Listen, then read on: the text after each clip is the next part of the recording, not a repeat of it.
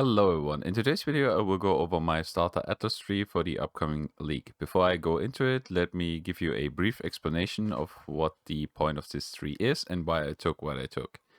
In this league, a couple of buddies and I are playing in a private league, so there's no real trading going on, so I have to craft my gear more or less by myself. So, the mechanics that I invested points in are maps for general atlas progression, Kirac for general atlas progression plus the chance to get unique maps, essences for crafting, Betrayal for XP, items, and unlocking crafts that can only be acquired by farming Betrayal. Harvest for crafting. Expedition for the drops in general. Tujen gives you currency, jewels, etc. Rock allows you to craft on items for free. Gwennen for the ability to gamble on items and potentially get good items. And Dannig sells reroll or normal currency that you need for the other three. He also sometimes sells logbooks. As you can see, this atlas tree focuses on crafting and getting the currency that allows you to do so.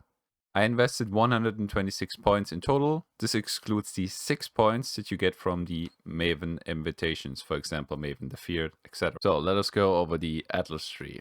I travel up here, take the Ancient Map Drop chance, I take Expert Reconnaissance, 60% increase Atlas scouting reports found in your maps. Commissioned Officer, gain 1 additional Kirac mission each day. Your maps have 3% chance to grant an additional Kirac mission on completion. I would also definitely take Shaping the Mountains, 10% chance on completing your maps to gain a free use of a random map crafting option. Maps found have 15% chance to be 1 tier higher. I would also advise to take these 3 small notes. Higher map tier chance. Maps found have 5% chance to be 1 tier higher. And then I travel up here and I take Shaping the World. Final map boss in each map has 5% chance to drop an additional connected map. Maps found have 10% chance to be 1 tier higher. And I would also advise to take these small notes. That covers everything when it comes to Atlas progression. You have a high percentage chance to get maps that are 1 tier higher, and Kirac feeds you with unique and normal maps that you are lacking. So the first non-Atlas progression mechanic that I would invest point into is Betrayal. Focused investigation, your maps have 4% chance to grant an additional June mission on completion. Covered stakeouts, randomly encountered masters in your maps have 100% increased chance to be June. Master missions from completing your maps have 100% increased chance to be June. Bribery, Immortal Syndicate members in your maps are 200% more likely to offer to bargain for items.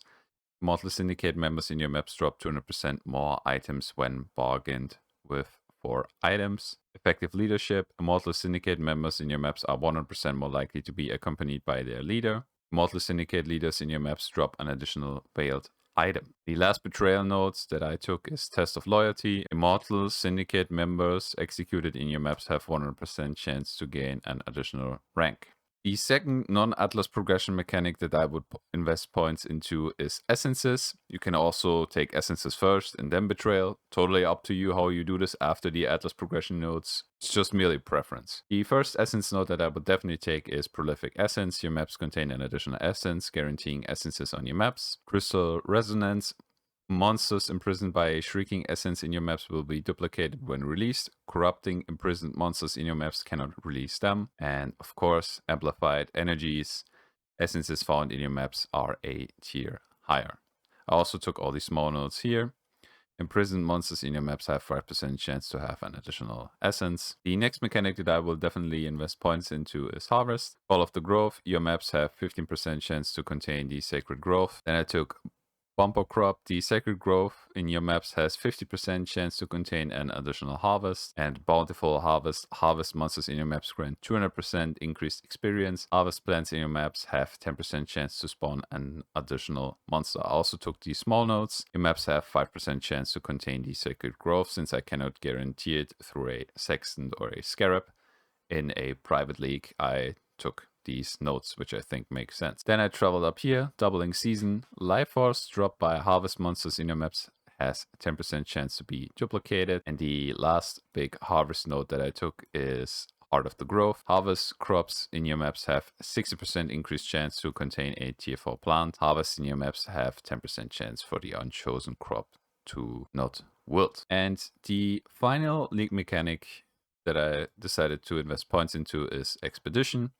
I took Hunt for Answers. Your maps have 12% chance to contain an expedition encounter. I took all the small nodes as well for more quantity and the chance that my map contains an expedition encounters. The next node that I took is Ancient Writings. Remnants in your maps have 30% chance to have an additional suffix modifier. Expeditions in your maps have +2 remnants. Distinguished Demolitionist, 35% increased explosive radius in your maps, 20% increased number of explosives in your maps. Then we travel up here. Buried Knowledge, 50% increased quantity of expedition logbooks dropped by runic monsters in your maps. Your maps contain 20% increased number of runic monster markers. And the last two big nodes that I took were a noble quest. Expeditions in your maps have 65% increased chance to be led by Dannig, and Scratching Up the Ground. Expeditions in your maps have 90% increased chance to be led by Tujen.